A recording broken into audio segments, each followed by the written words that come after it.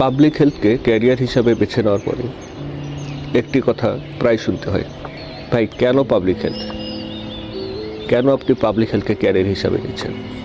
বাংলাদেশে তো পাবলিক হেলথের কোনো ফিউচারই নেই। আপনার জন্য কি ক্লিনিক্যাল লাইনটা বেশি ভালো ছিল না? আসলেই তো তাই। বাংলাদেশে প্রজেক্ট ছাড়া পাবলিক হেলথে কাজ করা কঠিন। প্রজেক্টও বেশি দিনের না। রিসার্চ সেকশনে, একাডেমিক সেকশনে খুব স্যাচুরেটেড, খুব অল্প বেতনের চাকরি। রিমোট জবগুলোতে দেশের আনাচে কানাচে দুর্গম প্রান্তগুলোতে ঘোরাফেরা করতে হয়।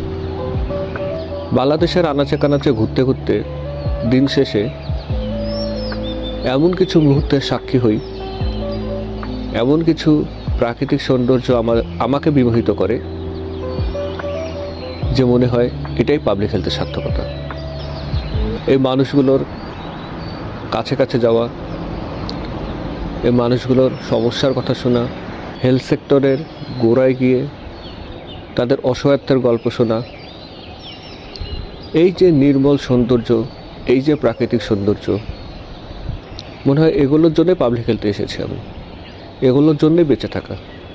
কষ্ট আছে, দুঃখ আছে, দিন শেষে একটা তৃপ্তিও আছে।